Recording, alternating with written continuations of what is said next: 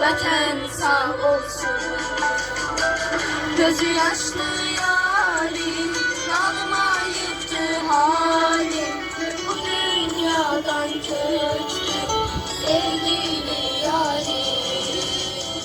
Belə olsun bil ki, istemezdim benden. Üzülmezdim senden, beni bağışla.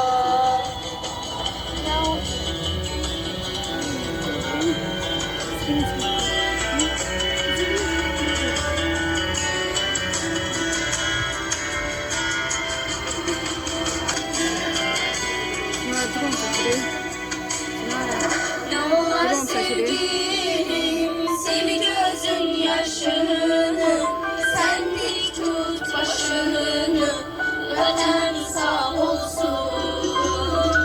Bitecek hasretten, sevgilim elbette, kavuşar cennette, sevenler bir gün. Beni senden aldı, torpağa ayrı saldı, ayağına üzülme, başın sağ olsun.